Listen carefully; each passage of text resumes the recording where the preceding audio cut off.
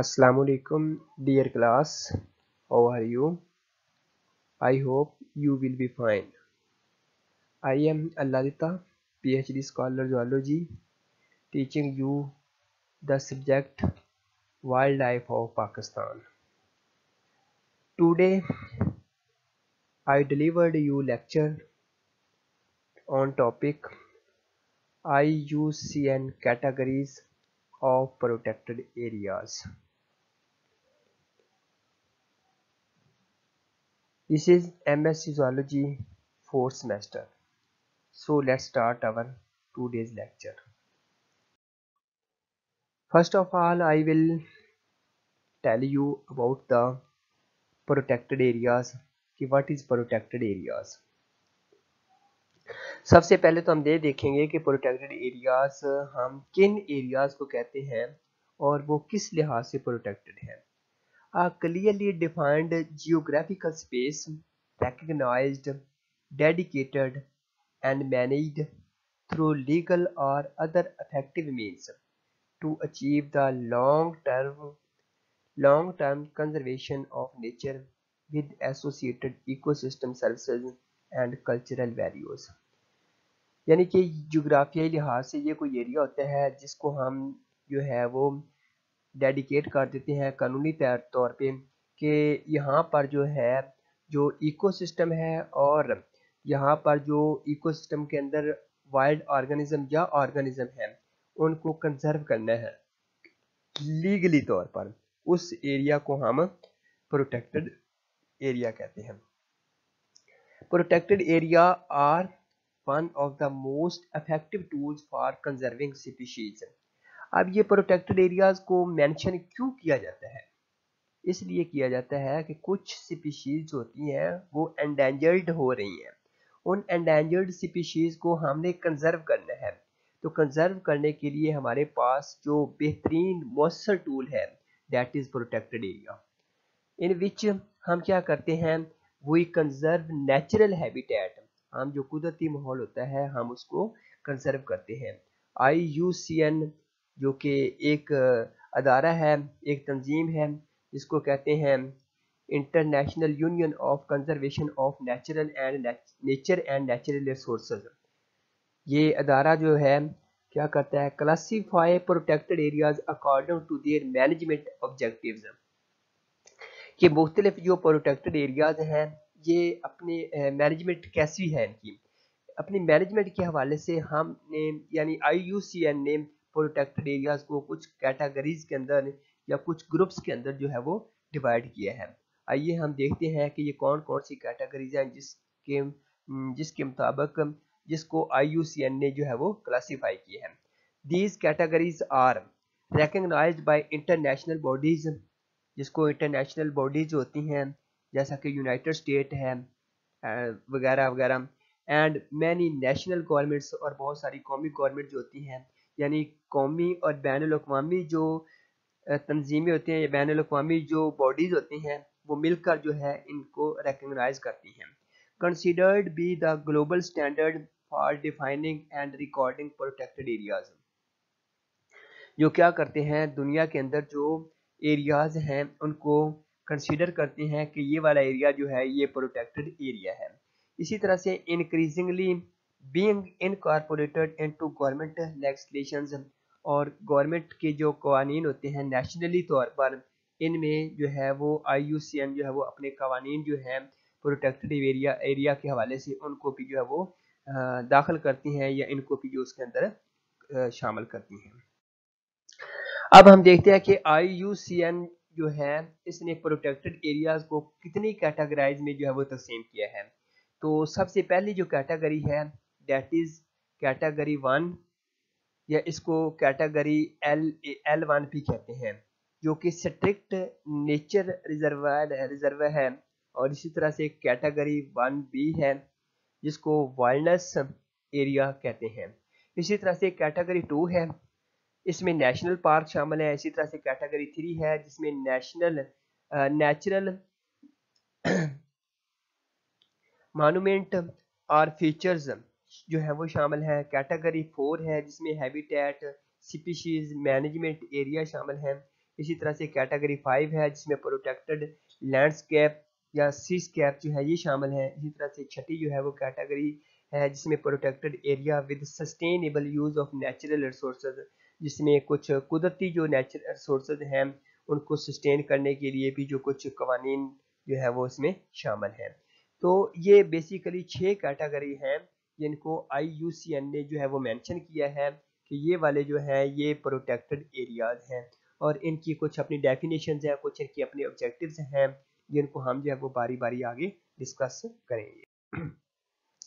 सबसे पहले देखते हैं जी कैटेगरी 1A जिसको हम स्ट्रिक्ट नेचर रिजर्व भी कहते हैं। तो इसकी डेफिनेशन क्या है?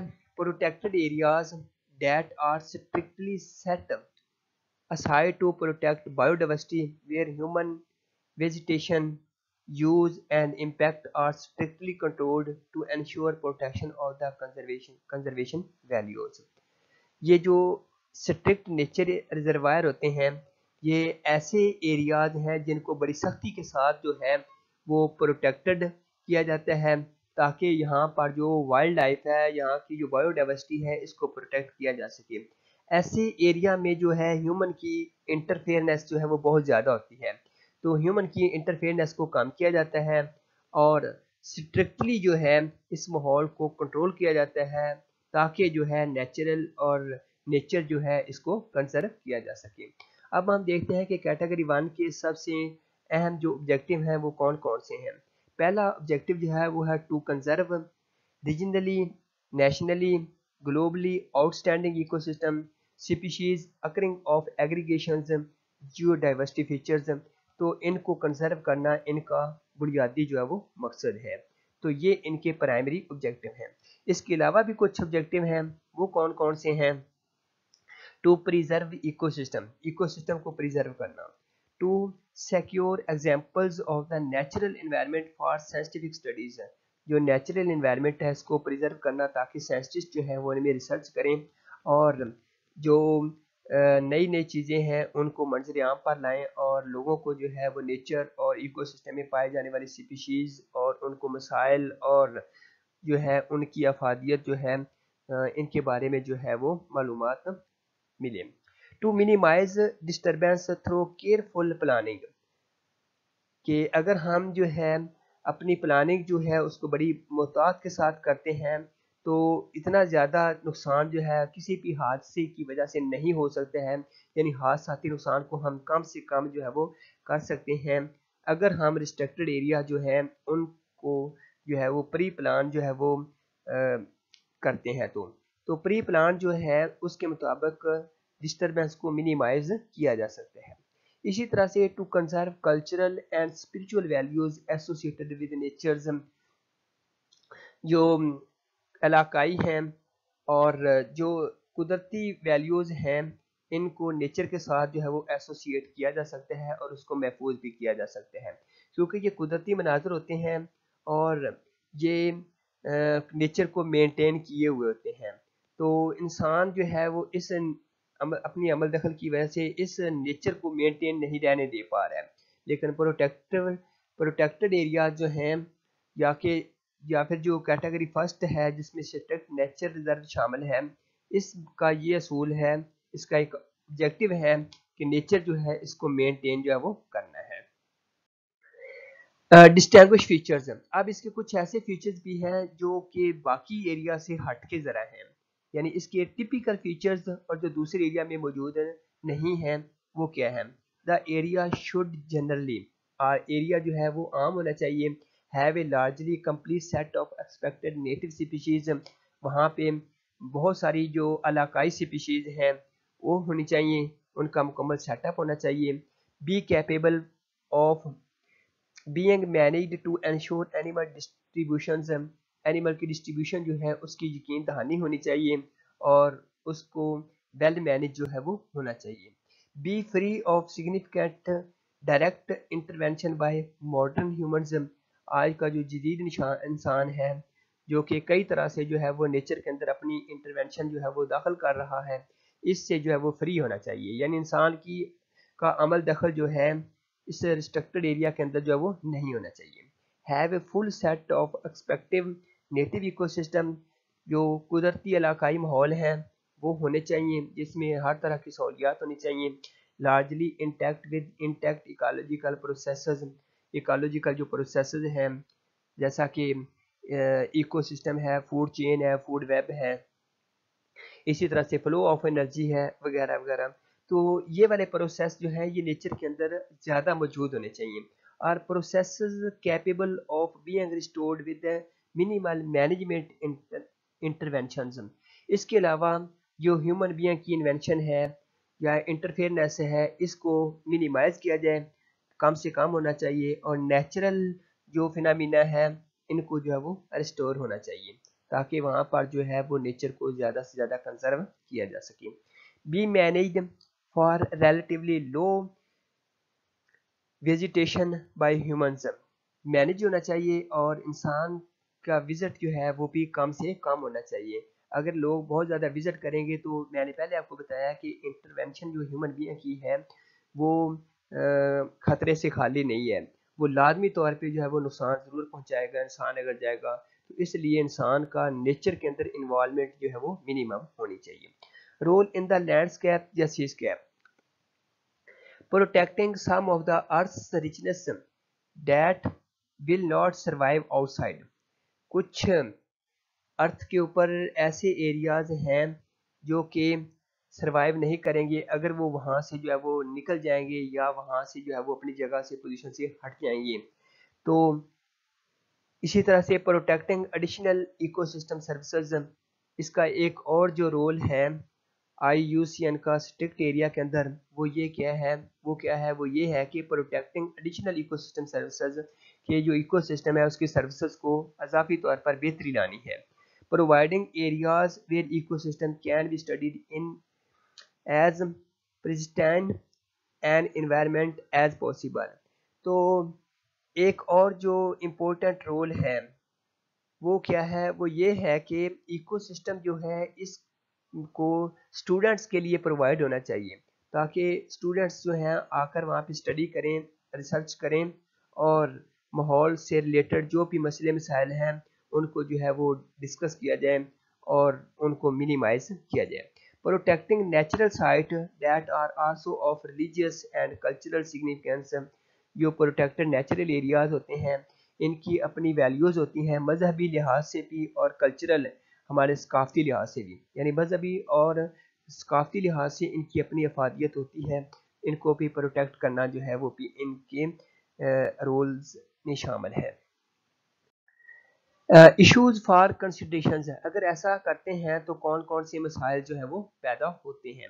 देर are few areas not under some kind of legal और एट लीस्ट ट्रेडिशनल ओनरशिप्स, कुछ एरियाज ऐसे होते हैं जो कि लीगली तौर पे जो है वो गवर्नमेंट के या इन एजेंसीज के अंडर नहीं होते हैं, so that finding places that excluded human activities is often problematic.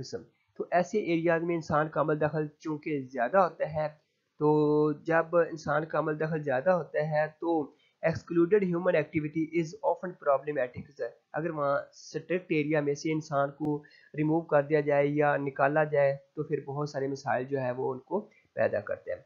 Most apparent problem is with climate and air pollution, सबसे इम्पोर्टेंट मसला जो मंजर यहाँ पर आता है वो क्लाइमेट के अंदर चेंज है और इसके अलावा एयर पोल्यूशन है। न्यू एंड इमर्जिंग डिसीजेज, बहुत सारी बीमारियां जो है वो मंजर यहाँ पर आती हैं। In an increasingly modified ecology, अगर हम अपनी इकोलॉजी को तब्दील करते हैं, it may become increasingly difficult to maintain pristine areas through non intervention. तो इकोलॉजी को मॉडिफाई करने से क्या हो जाएगा, हमारे लिए मुश्किलात पैदा हो जाएंगी कि हम जो है अपना नेचुरल जो इन्वायरमेंट है उसको हम अपने अमल दखल के बगैर जो है उसको मेंटेन नहीं रख पाएंगे, यानी हमें जो है खुद इन्वॉल्व होके उसको मेंटेन करना पड़ेगा। मिसाल के तौर पर जैसे कुछ स्पीशीज हैं वो नेटिव हैं और उनको जो है वो ख़तरा लाहक है, तो ख़तरा लाहक के लिए इंसान क्या करेगा, उनके लिए घोंसला बनाएगा, उनके लिए रहने के लिए जगह उनको प्रोवाइड करेगा, जैसा उनका नेचुरल हैबिटेट है वो खुद बना के देगा, उनकी लुक आफ्टर करेगा, उनको प्रोटेक्शन देगा कि बाकी जानदार जो है वो उनके ऊपर अटैक ना करें, उनकी आबादी जो है उनको जो है वो नुकसान ना पहुँचाए। तो फिर डायरेक्टली जो है किसी भी इकोसिस्टम को मेंटेन रखने के लिए इंसान की जो है वो है इंटरवेंशन जो है वो ज़रूरी हो जाएगी। कैटेगरी 1B है जिसमें वाइल्डनेस एरियाज शामिल हैं, यानी ऐसे एरियाज जो कि वाइल्डनेस हैं, ये कैटेगरी बी में आते हैं। Protected areas that are usually large, बहुत वसी एरिया हैं, अनमोडिफाइड हैं या स्लाइटली मॉडिफाइड एरियाज हैं, रिटेनिंग देयर नेचुरल करेक्टर, जहाँ पे कुदरती जो वसाइल हैं या कुदरती करेक्टर जो भी हैं वो सारे के सारे बरकरार हैं और असरअंदाज हो रहे हैं, विदाउट परमानेंट और सिग्निफिकेंट ह्यूमन हैबिटेशंस, और वहाँ पर इंसान का जो अमल दखल है वो या तो मुस्तकिल तौर पे नहीं है या फिर जो है वो मुकम्मल तौर पे जो है वो नहीं है, यानी इंसान के अमल दखल के बगैर नेचुरल करैक्टर जो हैं वो असरअंदाज हो रहे हैं और कोई भी एरिया जो है वो मेंटेन है। तो ऐसे एरिया को हम वाइल्डरनेस एरिया कहते हैं और ये कैटेगरी 1B में शामिल है। इसका प्राइमरी ऑब्जेक्टिव क्या है? To protect the long term ecological integrity of natural areas that are under disturbed by significant human activities, यानी कोई एरिया है जहाँ पर इंसान की मदाखलत बहुत ज़्यादा है और इंसान ने उस एरिया को जो है वो कुदरती तौर पे जो है वो डिस्टर्ब कर दिया है। तो इसने क्या करना है, वाइल्डनेस एरिया को प्रोटेक्ट करना है। तो प्रोटेक्ट करने के लिए क्या करेगा वो, ताकि हमारे पास लॉन्ग टर्म फ़ायदे जो है वो हासिल हों, और लॉन्ग टर्म फ़ायदे हासिल करने के लिए वो ह्यूमन बीइंग की जो इन्वॉल्वमेंट है उसको रिड्यूस कराएगा। अदर ऑब्जेक्टिव क्या है? To enable indigenous indigenous communities to maintain their traditional wildness based lifestyles. कुछ और बहुत सारी जो कम्युनिटीज़ हैं जो कि ट्रेडिशनल हैं उनको मेंटेन रखेगा और उनके लाइफस्टाइल को भी जो है वो इम्प्रूव करेगा। To protect the relevant cultural and spiritual values and non material benefits to indigenous और नॉन इंडिजीनियस पॉपुलेशन। इसके अलावा पॉपुलेशन के लिए कल्चरल और स्पिरिचुअल वैल्यू जो है उनको भी तहफ़्फ़ुज़ फराहम करेगा। ये भी कैटेगरी 1B के अंदर जो है वो आता है। अब रोल इन द लैंडस्केप या सीस्केप, इनका किरदार क्या है? सबसे पहले तो मैं आपको बता दूं लैंडस्केप बेसिकली होता क्या है। लैंडस्केप का मतलब कि ये है कि कोई बुलंदो बाला एरिया है और वो कुदरती तौर पे जो है वो फिसलता है, जैसे ग्लेशियर वगैरह गिरते हैं या जिस तरह से जो है वो तोते बड़े बड़े जो होते हैं वो गिरते हैं और वो जो दूसरा एरिया होता है उनके ऊपर आकर जो है वो बिखर जाते हैं, तो इसको हम लैंडस्केप कहते हैं। तो ये लैंडस्केप में क्या होता है, बेसिकली ऑलरेडी जो होता है ये प्रोटेक्टेड एरिया होता है, ठीक है। उसके बाद जो है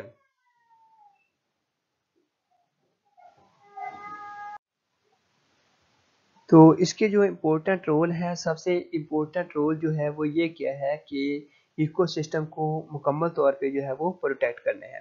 protecting large mainly untouched areas where ecosystem poses, और इसके अलावा वो एरियाज, वो वसी एरियाज जो कि अनटच हैं उनको भी अनटच हैं और उनको प्रोटेक्शन मुहैया करनी है। Provide space for a limited number of visitors to experience wildness, इसके अलावा जो लोग आ रहे हैं बाहर से विजिट करने के लिए उनको एक्सपीरियंस वगैरह जो है वाइल्डनेस के बारे में प्रोवाइड करना, ये भी इनकी जिम्मेदारी में शामिल है। इसके अलावा कुछ डिस्टिंग्विश फीचर्स हैं, वो कौन कौन से हैं? B free of modern infrastructures and industrial extractive activities, यानी इंडस्ट्रियल और जो मॉडर्न इंफ्रास्ट्रक्चर्स हैं ये इसमें इन्वॉल्वमेंट इनकी नहीं होनी चाहिए। Be free of inappropriate to excessive human use और प्रेजेंस, इंसान का अमल दखल काम से कम होना चाहिए। Continuing a large percentage of the original extent of the ecosystem, और इकोसिस्टम जो ओरिजिनल इकोसिस्टम है उसकी हदूद जो है वो वसी होनी चाहिए। इशू फॉर कंसिडरेशन, जब ये अपनी जिम्मेदारियां मुकम्मल करते हैं तो कुछ इश्यूज आते हैं, वो कौन कौन से होते हैं? Wildness areas include livestock grazing by nomadic peoples and distinguish may need to be made between intensive and non-intensive grazing. However, this will pose challenges if people want to increase stocking density. तो लोग जो हैं उनकी involvement और जो locally live stock जो grazing animals होते हैं उनकी जो इन्वॉल्वमेंट है, ये ग्रेजिंग के हवाले से जो है ये भी बहुत सारे चैलेंजेस जो है इनके लिए पैदा करती है, जिसमें के नतीजे में पीपल जो है वो स्टॉकिंग डेंसिटी जो है इसको इंक्रीज कर देते हैं। इसी तरह से कैटेगरी 3 है जो कि नेशनल पार्क है, इनको हम सेपरेटली भी जो है वो पढ़ेंगे, लेकिन यहाँ पर सिर्फ और सिर्फ देखेंगे कि इनके प्राइमरी ऑब्जेक्टिव क्या है, अदर ऑब्जेक्टिव क्या है। लार्ज नेचुरल और near natural areas set aside to the protect large scale ecological process, ये भी प्रोटेक्टेड एरिया है, which also provide a foundations of environmentally scientific educational recreational and visitor opportunities, जो कि बहुत सारे जो है अफादियत देता है साइंटिफिकली, एजुकेशनली, रिक्रिएशनली, और जो विजिटर आने वाले हैं उनके लिए जो है ये बहुत सारी बुनियादी जो मालूमात होती हैं उनको मुहैया करने का बुनियादी सोर्स है। प्राइमरी ऑब्जेक्टिव क्या है? To protect natural biodiversity along with its underlying ecological structures, यानी जानदार और उनकी जो इकोलॉजिकल एस्पेक्ट है उनको प्रोटेक्ट करना इसका बुनियादी मकसद है। कुछ और भी ऑब्जेक्टिव हैं, कौन कौन से हैं? To manage area in order to perpetuate in as a natural state as possible, ज़्यादा से ज़्यादा जो है एरिया को कुदरती बनाना इसका एक मकसद है। मेंटेन विजी viable and ecological functional population, ecological और लॉन्ग टर्म रहने वाली पॉपुलेशन जो है उनको मेंटेन करना है। Contribute to local and economies through tourism, और टूरिज्म के ज़रिए से इकोनॉमी में इजाफे की वजह बनना है। To manage visitor use for inspirational, educational, recreational purpose, और इसके अलावा विजिटर के लिए जो है इसकी खिदमात जो है वो रिक्रिएशनल, एजुकेशनल और इंस्पायरेशनल होनी चाहिए। Distinguished features. The area should contain representative examples of major natural regions and biological and environmental features or sceneries. जो दूसरे फीचर्स हैं उनमें ये ऐसे एरिया हैं जो कि नेचुरल रीजन जो है उसको पेश करती हैं, इसके अलावा बायोलॉजिकल और इन्वायरमेंटल फीचर जो है उनको भी पेश करने की जिम्मेदार है। It should be of sufficient size to maintain ecological process जो है जैसे पैरासिटिज्म है, कॉमेंसलिज्म है, म्यूचुअलिज्म है, उनको मेंटेन रखना भी इसके डिस्टिंग्विश फीचर में शामिल है। To composition, structure and function of biodiversity should be a great degree in a natural state, तो कुदरती एरिया के अंदर जो है composition, structure and function of biodiversity जो है ये ज़्यादा बेहतर तरीके से परफॉर्म होते हैं। इनको प्रिजर्व करना, इनको कंजर्व, इनको जो है वो प्रोटेक्शन देना, ये भी इनकी डिस्टिंग्विश फीचर में शामिल है। रोल इन द लैंडस्केप या सीस्केप में इसका क्या किरदार है? Protecting large scale ecological process, चूँकि ये लार्ज स्केल प्रोसेस होते हैं जो कि प्रोटेक्शन मुहैया करते हैं, लिहाजा इनका रोल जो है वो लैंडस्केप में भी एज ए प्रोटेक्टर के है। इसी तरह से प्रोटेक्टिंग कंपैटिबल इकोसिस्टम सर्विसेज, जो किसी भी इकोसिस्टम के अंदर सर्विसेज हैं उनको प्रोटेक्ट करना इनकी जिम्मेदारी है। Protecting particular species and communities that requires relatively large areas of undisturbed habitat, और बहुत बड़े एरिया को जिसमें बहुत सारी स्पीशीज और कम्युनिटीज़ और पॉपुलेशन मौजूद हैं उनको जो है वो प्रोटेक्शन मुहैया करना और ऐसा हैबिटेट मुहैया करना जो कि अनडिस्टर्ब है, ये इनकी जिम्मेदारी है। To inform and excite visitors about the need for an potential of conservation programs, और जो बाहर से आने वाले विजिटर हैं उनको जो है वो एक्साइट करना और उनको जो है वो कंजर्वेशन के हवाले से मालूमात फराहम करना कि नेचर को हम कैसे कंजर्व कर सकते हैं, ये भी इसमें शामिल है। To support compatible economic development mostly through recreation and tourism that can contribute to the local and national economies and in particular to the local communities. तो जो बाहर से आने वाले विजिटर होते हैं वो इकोनॉमी में इजाफे का खातर खा वजह बनते हैं। इशूज़ फॉर कंसिडरेशन, कुछ मसाइल भी पैदा होते हैं, जैसा कि commercialisation of land and water in category second is creating challenges in many parts of the world.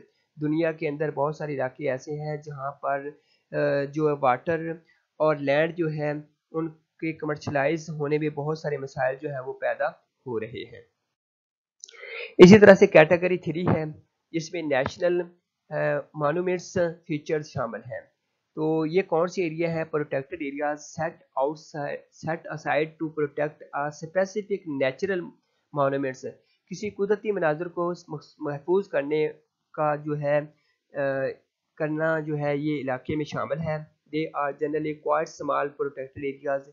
ये नेशनल पार्क की बानिस्बत जो है ये छोटे एरियाज होते हैं and often have visitor value. और आमतौर पर ये जो है वो जो बाहर से सियाहत के लिए आने वाले होते हैं उनके लिए बहुत ज़्यादा अहमियत के हामिल होते हैं। इसके बाद है primary objective to protect specific outstanding natural features. जो कुदरती खसूसियात हैं उनको प्रोटेक्ट करना इसका अवलीन मकसद है। इसके अलावा एसोसिएटेड बायोडाइवर्सिटी एंड हैबिटेट। इसके अलावा उस एरिया के अंदर जो बायोडाइवर्सिटी पाई जा रही है और उनका जो हैबिटेट है उनको कंजर्व करना भी इनके प्रोग्राम प्राइमरी ऑब्जेक्टिव में शामिल है। कुछ और ऑब्जेक्टिव हैं, मिसाल के तौर पर to provide biodiversity protection in landscape and seascape that have otherwise undergone major changes. जब लैंडस्केप होती है तो हैबिटेट चेंज हो जाता है। इस चेंज शुदा हैबिटेट को मेंटेन रखना की ज़रूरत है, वरना क्या हो जाएगा, बायोडाइवर्सिटी जो है वो मुनहदम हो जाएगी, ख़त्म हो जाएगी। तो उसमें भी जो है इसका अपना किरदार है। To conserve a traditional spiritual and cultural value of the site. किसी भी इलाके की जो सकाफती तहजीब है और जो इलाकाई तहजीब है उसको कंजर्व करना भी इसकी जिम्मेदारी है। डिस्टिंग्विश फीचर्स क्या हैं? Category 3 protected areas are usually relatively small site. आमतौर पर ये बाकियों की निस्बत छोटी जगह होती है। डेट फोकस ऑन वन और मोर प्रोमिनेंट नेचुरल फीचर्स। जो कि कुदरती फीचर यहाँ पे पाए जाते हैं उनको ज़्यादा प्रोमिनेंट करती है। And associated ecology rather than on a broader ecosystem as compare to broader ecosystem के यहाँ की इकोलॉजी जो है उसको कंजर्व करना इनका जो है वो अवलीन मकसद है। Natural geological and geomorphological features, waterfalls, cliff, craters, caves वगैरह। कल्चरली इन्फ्लुएंस्ड नेचुरल फीचर्स जिसमें केव डिवेलिंग है। नेचुरल कल्चरल साइट कौन कौन सी है? Form of sacred natural sites sacred groves, springs, waterfalls, mountains, sea coves वगैरह। टू इम्प्रूव टू वन और more faith groups, यानी इनको इम्प्रूव करना जो है ये इनके फीचर्स में शामिल है। Cultural site with associated ecology, whereas protection of a cultural site also protects significant and important biodiversity। किसी भी एरिया को कंजर्व करना और वहाँ की बायोडाइवर्सिटी को कंजर्व करना ये इसका इम्पोर्टेंट फीचर है। सच एज आर्कियोलॉजिकल और historical sites that are inseparably linked to a natural areas, जिनका तल्लक जो है किसी भी नेचुरल एरिया के साथ है उनको कंजर्व करना इनकी रिस्पॉन्सिबिलिटी है। रोल इन द लैंडस्केप या seascape and opportunity for environmental cultural education में भी ये अपना रोल जो है वो प्ले करता है। इसके बाद है जी कैटेगरी 4 है, इसको हैबिटेट या स्पीशीज मैनेजमेंट एरिया भी कहते हैं। ये वो वाले प्रोटेक्टेड एरियाज हैं जिनका मकसद क्या है? टू प्रोटेक्ट पार्टिकुलर स्पीशीज, किसी खास स्पीशीज को जो है वो प्रोटेक्ट करना है, उनकी हैबिटेट को प्रोटेक्ट करना है। एंड मैनेजमेंट रेफ्लेक्ट्स दिस प्रायोरिटी, और उसके हैबिटेट को जो है वो प्रिजर्व करना इनकी अव्वलीन तरजीह है। प्राइमरी ऑब्जेक्टिव क्या है? To maintain, conserve and restore species and habitat. किसी भी स्पीशीज को का बका जो है उसके लिए काम करना, उसको कंजर्व करना इसका प्राइमरी ऑब्जेक्टिव है। कुछ और भी ऑब्जेक्टिव हैं जैसा कि वेजिटेशनल पैटर्न को प्रोटेक्ट करना है, to protect fragment of habitats as components of landscape and seascape scale conservation strategies. इसी तरह से जो टुकड़े होते हैं हैबिटेट के उनको जो कि लैंडस्केप या सीस्केप के नतीजे में पैदा हुए होते हैं उनको कंजर्व करना भी इनकी जिम्मेदारी है। To develop public education and appreciation of the species और हैबिटेट, जो पब्लिक आई होती है उनको जो है वो एजुकेशन मुहैया करना या जो लोग इसके लिए काम करने हैं उनको अप्रिशिएट करना, ये भी जो है वो कैटेगरी 4 जो है उसके मेन ऑब्जेक्टिव में शामिल है। डिस्टिंग्विश फीचर इसके कौन कौन से हैं? प्रोटेक्टिंग ऑफ पार्टिकुलर स्पीशीज, जो मखसूस स्पीशीज हैं उनको प्रोटेक्ट करना है, हैबिटेट को प्रोटेक्ट करना है। Active management of to maintain target species, जो टारगेट स्पीशीज है उनको मेंटेन रखना, उनको कंजर्व करना, जैसा कि पांडा वगैरह जो है उसको लाल सवारा पार्क में जो कंजर्व किया गया है जो प्रोटेक्टेड एरिया है। इसी तरह से active management of culturally defined ecosystems, कुछ इकोसिस्टम जो है उनकी मैनेजमेंट को जो है वो एक्टिवली तौर पे जो है वो प्रोटेक्ट करना, ये भी इसके डिस्टिंग्विश फीचर में शामिल है। अगर लैंडस्केप वगैरह होती है या सीस्केप होती है तो उसमें क्या किरदार इसका है, protected critically endangered population of A species, जिस पॉपुलेशन को स्पीशीज होती, जिस स्पीशीज को जो है वो एंडेंजर्ड होता है यानी खतरा होता है उसको प्रोटेक्ट करना इसका रोल है। प्रोटेक्टेड एरिया और थ्रेटन्ड हैबिटेट, और इसके अलावा जो स्पीशीज तबाही के करीब हैं जिनकी वजह जो है थ्रेटन्ड हैबिटेट है उनको भी प्रोटेक्ट करना इसका रोल है। Maintain species that have become dependent on cultural landscape where their original habitat have disappeared और बिन अल्टर्ड। इसके अलावा स्पीशीज को मेंटेन करना जो कि डिपेंड करती है कल्चरल लैंडस्केप के ऊपर, और उनकी ओरिजिनल हैबिटेट वगैरह जो है उनको कंजर्व करना और उनको गायब ना होने देना, ये भी इनकी जिम्मेदारी में शामिल है।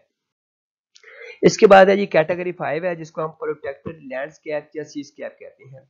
ये कौन सा एरिया होता है, a protected area where the interaction of the people and nature over time has produced an area of distinct character with significant ecological, biological, cultural and scientific values.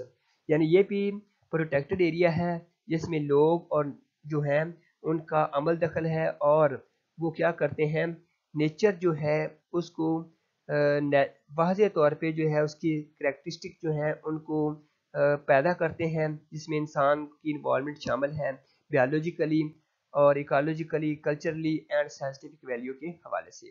Where safeguarding the integrity of this interaction is vital, यहाँ पर जो है interaction जो important है और sustain करता है area को, और उससे जो एसोसिएटेड वैल्यूज़ हैं जिनको कंजर्व करना ज़रूरी है उनके साथ जो है इसका तल्लक बहुत ज़्यादा है और इसमें इंटरेक्शन जो है ये ज़रूरी है। प्राइमरी ऑब्जेक्टिव इसका क्या है, to protect and sustain important landscape, seascape and the associated nature conservation. सबसे इम्पोर्टेंट इनका जो रोल है वो ये है कि इन्होंने नेचर को और नेचर के साथ जो एसोसिएट फिनोमिना है या प्रोसेस हैं उनको कंजर्व करना इनका इम्पोर्टेंट ऑब्जेक्टिव है। दूसरे ऑब्जेक्टिव की हैं वो कौन से हैं, balance interaction of the nature, कि नेचर के अंदर बैलेंस क्रिएट करना है, cultural through the protection of the landscape या सीस्केप, या लैंडस्केप या सीस्केप के नतीजे में जो डिस्टर्बेंस क्रिएट हुई है उसको दोबारा से जो है वो प्रोटेक्ट करना है। To provide opportunities for enjoyment, enjoyment के लिए अपॉर्चुनिटीज मुहैया करनी है, natural product and environmental services मुहैया करनी है। Distinguish features landscape are coastal and ice landscapes of the high and distinct scientific quality and with significant associated habitats. Landscape जो कि समंदर के करीबी एरिया या समंदर के साहिली इलाके होते हैं वहाँ पर जो है लैंडस्केप ज़्यादा होती है और वहाँ पर जो है क्वालिटी और जो नुकसानात जो हैबिटेट होते हैं वो नुमाया होते हैं, उनको प्रोटेक्ट करना जो है वो इनकी जिम्मेदारी है। Opportunities for recreation and tourism consistent with lifestyle and economic activities, और रिसर्चर्स और टूरिस्ट होते हैं इनको बहुत ज़्यादा अपॉर्चुनिटीज़ देनी है क्योंकि वो इकोनॉमी जो है उसमें इजाफा की वजह बनते हैं और उनको ऐसा लाइफस्टाइल जो है वो मुहैया करना है कि वो जो है वो बेहतरीन एनवायरनमेंट जो है पाएँ और जो है वो वहाँ पे आकर इन्वेस्टमेंट करें और जो है वो इकोनॉमी में जो इजाफे की वजह बने। रोल इन द लैंडस्केप या सीस्केप, कैटेगरी 5 प्रोटेक्टेड एरियाज में also act as linking habitat between several other protected areas. तो ये जो कैटेगरी 5 है ये बहुत सारे दूसरी एरिया के दरमियान एक लिंक जो है वो मुहैया करती है जो कि प्रोटेक्टेड एरियाज हैं। इसी तरह से to provide a framework when conservation object need to meet over a large area, जब एक बहुत बड़े एरिया को कंजर्व करना होता है तो वहाँ पर इसके ऑब्जेक्टिव जो होते हैं वो हमें वाज़े नज़र आते हैं और ये कैटेगरी 5 जो होती है ये इन ऑब्जेक्टिव को हासिल करने में जो है वो मुहैया मदद जो है वो करती है। इसके बाद कैटेगरी 6 है कैटेगरी 6 जो है ये आमतौर पर protected areas with sustainable use of natural resources, जिसमें नेचुरल रिसोर्सेज को सस्टेन करना जो है ये शामिल है। Protected areas with sustainable use of natural resources कौन से एरियाज हैं? That areas that conserve ecosystem and habitat, जो इकोसिस्टम को और हैबिटेट को क्या करते हैं? कंजर्व करते हैं। Together with associated cultural value, जिसके साथ कल्चरल वैल्यू भी शामिल हैं, traditional natural resource management systems और बहुत सारे नेचुरल जो रिसोर्स हैं उनकी मैनेजमेंट जो है वो भी इसके साथ शामिल है। यानी ना सिर्फ कल्चरल वैल्यू जो है उसको कंजर्व करते हैं, बल्कि जो नेचुरल रिसोर्स हैं उनको कंजर्व भी किया जाता है। जनरली ये लार्ज होते हैं with most of the area in a natural condition, और ये एरिया जो होते हैं ये नेचुरल कंडीशन में पाए जाते हैं। Where a proportion is generally sustainable natural resources management, और वहाँ के जो सोर्सेज होते हैं उनको आमतौर पर जो है वो मैनेज किया जाता है। Where low level non industrial use of natural resources compatible with the nature conservation, अगर वहाँ के नेचुरल रिसोर्सेज को कंजर्व किया जाता है और उनको ज़्यादा इस्तेमाल नहीं किया जाता है इंडस्ट्रियल वगैरह में, तो use as one of the main aim of this area, तो ये एक इसका बुनियादी मकसद है और बहुत इंपॉर्टेंट मकसद है कि नेचुरल रिसोर्स जो हैं उनको कंजर्व किया जा रहा है और उनको जो है वो इंडस्ट्रियल यूज़ में इस्तेमाल में जो है वो नहीं लाया जा रहा है। प्राइमरी ऑब्जेक्टिव क्या है इसका? To protect natural ecosystem, natural ecosystem को जो है प्रोटेक्ट करना। यूज नेचुरल रिसोर्सेज सस्टेनेबिलिटी, जो नेचुरल रिसोर्सेज उनको सस्टेन रखना। When conservation and sustainable use can be mutually beneficial, क्योंकि ये दोनों ही इंपॉर्टेंट है। जब हम कंजर्व करते हैं तो डेफिनेटली एनवायरनमेंट जो होता है वो सस्टेनेबल होता है, और सस्टेनेबल एनवायरनमेंट जो होता है ये बायोडाइवर्सिटी की बका के लिए और नेचर को कंजर्व करने के लिए बहुत अहम है। इसके अलावा कुछ और भी ऑब्जेक्टिव हैं, मिसाल के तौर पर promote sustainable use of natural resources, natural resources को जो है वो इस्तेमाल करना ताकि नेचर को सस्टेन किया जा सके। इसके अलावा सोशल एंड इकोनॉमिक बेनिफिट्स जो है लोकल कम्युनिटीज गेन करना, उनको प्रमोट करना, ये भी इनके ऑब्जेक्टिव में शामिल है। To facilitate scientific research and environmental monitoring, और जो माहौल है इसको मॉनिटर करना और साइंटिफिक रिसर्च जो है उनको अपॉर्चुनिटीज़ मुहैया करना, ये भी इनके ऑब्जेक्टिव में शामिल है। To facilitate recreation and appropriate small scale tourism, और छोटी सतह के ऊपर जो बाहर से आने वाले लोग होते हैं उनको अपॉर्चुनिटीज़ मुहैया करना और उनको जो है एक अच्छा जो है वो सेटअप मुहैया करना ताकि वो लोग आएँ और वहाँ पर जो है अपना जो है वो खर्चा वगैरह जो है वो करें और अपने जो है वो आँखों को जो है वो तक़वियत दें और दोबारा फिर से जो है वो विज़िट करें। तो ये कुछ इनके जो है वो बुनियादी जो है वो मकासद हैं। डिस्टिंग्विश फीचर इसके कौन कौन से हैं? डिस्टिंग्विश फीचर ये है कि it is not design to accommodate large scale industrial harvest, इसमें चूँकि वसी पैमाने पे इंडस्ट्री की इन्वॉल्वमेंट नहीं है। जब इंडस्ट्री की इन्वॉल्वमेंट नहीं है तो डेफिनेटली जो नेचुरल रिसोर्सेज है उनको ज़्यादा से ज़्यादा कंजर्व किया जाता है।